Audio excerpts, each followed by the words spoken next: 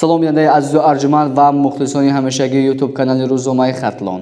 ин нашри нахустини барномаи Набзи Хатлон аст, манзур аз ин канал. дар студия ман ҳастам бо шумо Набиҷони Сайдаброр.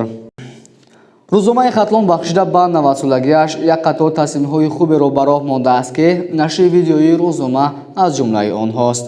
мақсади таҳияи барнома бошад ин муаррифӣ кардани рӯзномаи хатлон ки дар як ҳафта ду маротиба, яъне рӯзи сешанбе ва ҷумъа бо теъдоди 21500 нусха ба таб мерасад ва ба дасти хонанда дастрас карда мешавад, муаррифӣ кардан аст.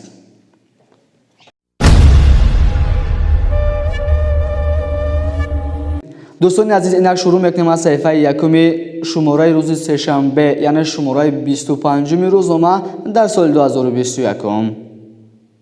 дар ин шумора суханҳои пешвои миллат, президенти ҷумҳурии Тоҷикистон муҳтарам Эмомалӣ Раҳмон бобати сарфарои сарӯшакорӣ ва ба гардиши кишоварзӣ ворид намудани заминҳои бекорхобида, сабарнок истифода кардани заминҳои наздиҳавлигӣ ва дар як сол рӯёндани 3-4 ҳосил ва махсусан дар кишҳои такрорӣ киш намудани ҳарчи зиёди картошка ва инчунин риоя кардани қонуни ҷумҳурии Тоҷикистон дар бораи танзими анъана ва ҷашну маросимҳо зикр шудааст, оварда шудааст.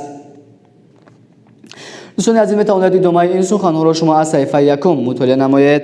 дар саҳифаи якум ки бештар хабарҳои расмӣ ба чоп мерасанд, мулоқоти раиси вилояти Хатлон муҳтарам Қурбон Ҳакимзода бо фаъолон зери унвони «Ба дарахтон мисли фарзанд муносибат намоед» ҷаласа баргузор гардид оварда шудааст. бинандаи азизу арҷуманд, агар шумо мехоҳед ки муҳтарам Қурбон Ҳакимзода раиси вилояти Хатлон дар ин масъала ба фаъолон чӣ гуфтанд, чӣ тавсияҳо доданд ва чӣ пешниҳодҳо карданд, метавонед аз саҳифаи якум мутолиа намоед. дӯстони азиз ва мухлисони ютуб канали рӯзномаи Хатлон, як чизи хеле муҳимро ба шумо бояд бирасонам ки дар ин саҳифа, яъне дар саҳифаи аввал дар ҳамаи шумораҳо рубрикаи бо номи Набзи Хатлон ба нашр мерасад ки дар ин рубрика хабарҳои муҳими саривақтӣ ба хонанда пешниҳод карда мешавад. мегзорем ба саҳифаи дуюми рӯзнома. дар ин саҳифа мавзӯъ ба номи марзи Тоҷикистону Қирғизистон аз куҷо бояд гузарад маводе ба нашр расидааст. агар шумо низ донистан мехоҳед ки марзи Тоҷикистону Қирғизистон аз куҷо бояд гузарад, аз куҷо бояд ҷудо шавад ва умуман дар бораи таърихи ворух донистан мехоҳед, пас ба саҳифаи дуюми рӯзнома муроҷиат намоед, маълумоти пурра хоҳед гирифт. мухлисони ҳамешагии барномаи Набзи Хатлон ва ютуб канали рӯзномаи Хатлон, дар саҳифаи сеюми ҳамин рӯзнома маводи хело ҳам аҷиб ва зебое ба нашр расидааст ки Мирзо Турсунзода яке аз шоҳмодбозони хело ҳам моҳир буд, вале дар яке аз маъракаҳо аз дасти як шахси ношиносе шикаст мехӯрад.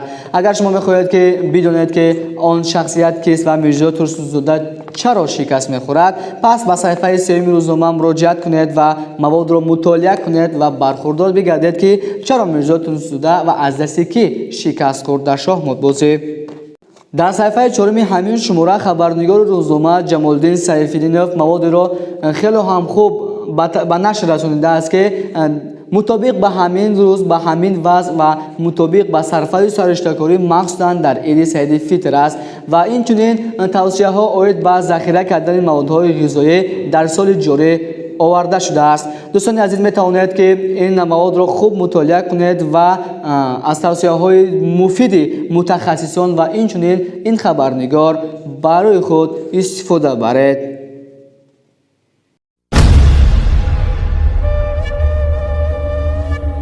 дӯстони азизу арҷуманд, ин лаҳза мегзорем ба шумораи 26, яъне шуморае ки рӯзи ҷумъа ба таб мерасад. дар ин ҷо ин шумораи идона ба нашр расидааст ва инчунин шумораи ранггаҳ аст ва бояд бигӯям ки шумора бахшида ба 76-солагии иди ғалаба бар зидди фашизм ба нашр расидааст. аз ҳамин сабаб дар болои ин шумора рубрикае бо номи 76-умин солгарди рӯзи ғалаба муборак ҳамдиёрони азиз оварда шудааст.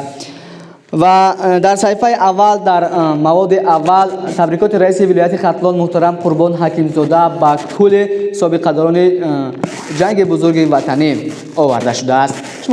шумо низ метавонед ки ин маводро мутолиа кунед ва аз табрикоти раиси вилоят муҳтарам Қурбон Ҳакимзода бохабар бигардед.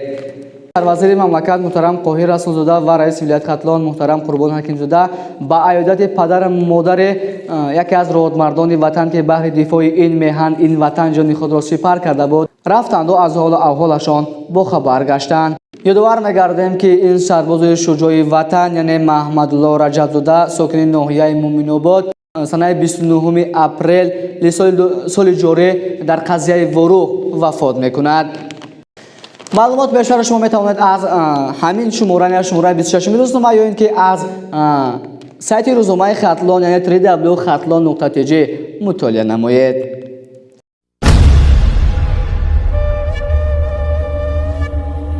29 نفری که در جنگ بزرگ وطنی اشتراک کردند و صاحب یک قطار اردن و مدال های اتحادیه شوروی گشته‌اند در صحیفه دوم و سوم شماره 26 روز جمعه آورده شده‌اند و اینچنین یک مواد خیلی هم خوب و در مطبوعات خطلان زمین اولین تجربه هم گویم خطا نمیکنیم آورده شده است که در اینجا عیادت سرمحری روزنامه خطلان محترم ناصر جان مامورزاده از یکی از اشتراکچیان جنگ بزرگ وطنی مواد آورده شده است و ثبت ویدیویی همین با طریق همین شتریک-کد آورده شده است که دوستان عزیز هر یک شما میتوانید با طریق همین تلفن‌های هوشمند خود این کد را اسکنرات کنید و همزمان با داخل همین ویدیو روید و ویدیو را تماشا کنید.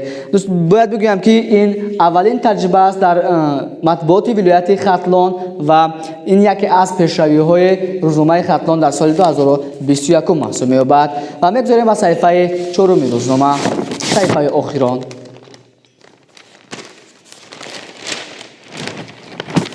در صحیفه 4 روزنامه یعنی که همه آن فکت و دلیل ها و خبرهای عجیبی که در جنگ بزرگ وطنی به وقوع پیوستند آورده شده است. برای مثال گفتم میتوانیم که آیا شما میدانید که در جنگ بزرگ وطنی چقدر ماشین به فرانت روانه کرده شد و یا اینکه میدانید که چقدر زن عریضه نرساندند تا اینکه به جنگ بروند و یا اینکه شما میدانید که در جنگ بزرگ وطنی چقدر آدم هلاک شد و یا اینکه جنگ بزرگ وطنی چقدر روز دوام کرد. اگر دانستن میخواهید پس به صفحه 4 برنامه مراجعت کنید و از این فکت و دلیل های عجایب جنگ بزرگ وطنی با خبر بگردید. مواد آخرانی که در روزنامه مواد خوب است و مواد خیلی هم عجایب است، مواد هست که کس را مفکوره کس را وسیع میکند به گردش می‌دارد. این چند ورد بخشیده به 9 مای است و میتوانید این را پورا کنید و مغز خود را در گردش درآورید. این بود دو شماره که در هفته سپری گشته به نشر رسید و به دست خواننده سری وقت دسترس کرده شد و من این لحظه طریق این ویدیو به شما مختصر آن را معرفی کردم. خیر میگویم تا برنامه‌های دیگر خود را و نزدیکانتان را حفظ نمایید.